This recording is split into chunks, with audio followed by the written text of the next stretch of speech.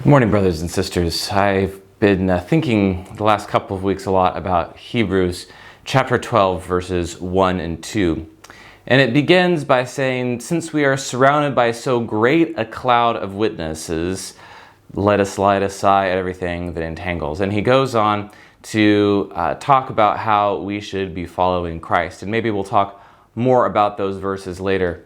But he begins by talking about a great cloud of witnesses. And of course, he is referring back to the chapter he had just written, what we call chapter 11 of Hebrews, which discusses the many different people in the Old Testament and how they had exhibited faith, how they had been through difficult circumstances, how especially the Old Testament saints were really looking for fulfillments of promises that they never saw the full fulfillment of. Abraham received his son, but he did not receive the land that he was promised in a full sense. That the many people all had looked for the Messiah and they had not seen the Messiah, and yet they had been faithful. They waited. They lived their lives in the anticipation of that which was coming. And that is precisely the attitude that we are to have as believers as well, and particularly when we are going through seasons of suffering, but even also in seasons of plenty and seasons that are good and easy. It is vital that we remember and live our lives as though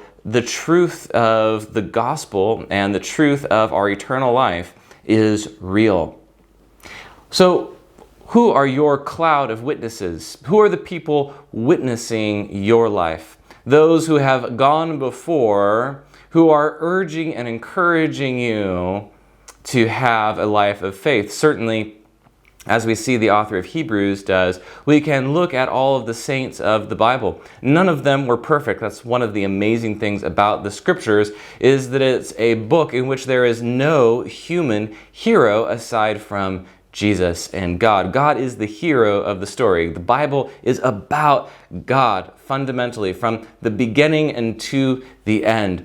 And as a result, all of the humans, even those that are lifted up as heroes of the faith, we also usually have lots of descriptions of their failures and their weaknesses and their sins as well. People like Abraham, people like Moses, people like David. We have lots of examples of their sin, and yet they are held up in chapter 11 as heroes of the faith. Why? Even someone as frankly close to godless as Samson was is held up as a hero. Why? Because in various ways and at various times, and particularly as they finished their race, they finished in faith. They finished holding on to the truth and living for the glory that was to come. I wanted to encourage you also to consider what other heroes of the faith you can consider. Not because any of them are perfect aside from Jesus himself, but we can learn a lot by how different godly people have applied the truth of the Bible to their lives and in their times, and it can inspire us also to a deeper and fuller walk with God. I hope that you can think of those behind you in your spiritual journey, whether it's your physical ancestors, your parents, your grandparents, your great-grandparents. I'm blessed to have virtually all of my family being believers in Jesus, and there's many examples of faith there. Kendra's family also has many great stories of people walking in faith. But some of us don't have that privilege. Some of us come from non-Christian backgrounds, or perhaps from nominally Christian backgrounds where there was no deep engagement with faith. In those cases, I encourage you to think of those who were your spiritual mentors, those who came before you and taught you in the Word. But also, the wonderful thing about our modern day is there are so many great biographies that we can read of people who have come before us who have lived out the Christian life. The best biographies are not the ones that tell us that this person was wonderful and perfect. It's actually the ones that tell us this person was good. They were also flawed, so we shouldn't try to imitate absolutely everything they do. But there's a lot of great biographies out there. But when we look at those who have gone before us, when we see their faithfulness, we can see what our Christian life can be like. Sometimes there's people that really shine brightly for the gospel and show us how even in our maybe more ordinary existence, how we need to be passionate for the Lord as well. So go forth and go in joy and in endurance because we are surrounded by such a great cloud of witnesses. There's a lot of great biographies out there. I'm going to give you a couple recommendations, mostly based on what I have on my shelf. We'll start off with this one, which is probably the easiest one to read, called The Hiding Place by Corrie ten Boom. She also has a sequel called Tramp for the Lord. I haven't read myself, though I'm sure it's also good. It tells the story of a lady in Holland, a Dutch woman who helped out Jews in Holland to escape from the Nazis, and she eventually went to a concentration camp herself. It's very easy to read. I read it to my 6 to 10-year-olds, and they all enjoyed listening to it very much.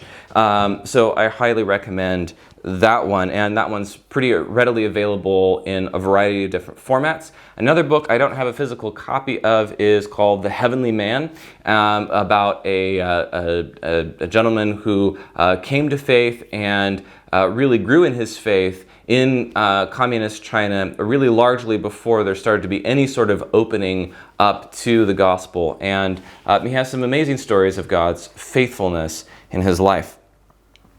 Elisabeth Elliot has written a number of good books. Her husband was killed by tribesmen in the Amazon when he went to go share the gospel with them. And the story of that book is told in Through the Gates of Splendor by Elisabeth Elliot. I don't have that one. I have another book she wrote called The Shadow of the Almighty, which is excerpts from her late husband's diary, describing his thoughts and feelings and so on. And it really gives an insight into his spiritual walk. Probably Through the Gates of Splendor is a good place to start, though.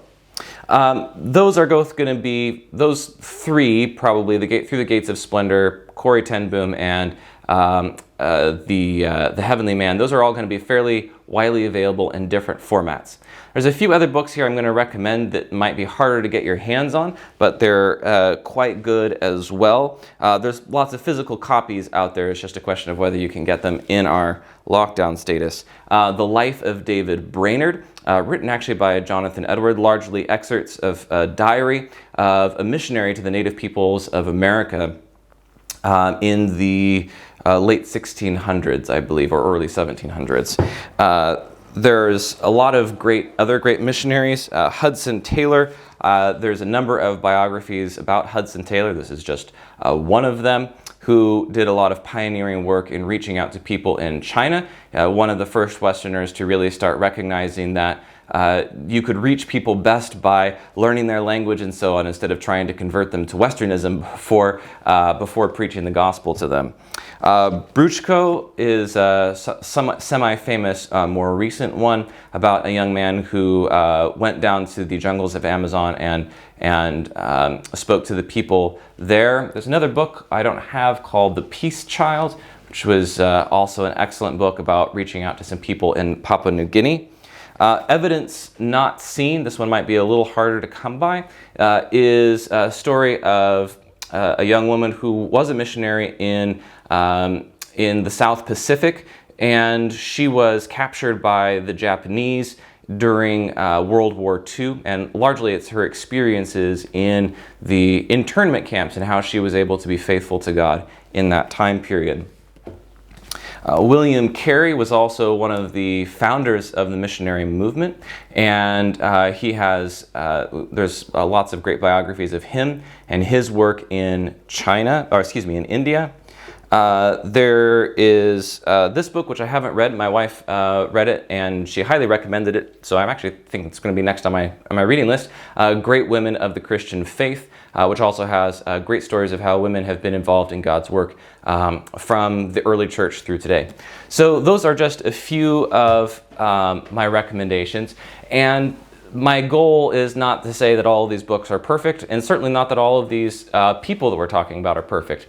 But when we look at those who have gone before us, when we see their faithfulness, we can see what our Christian life can be like.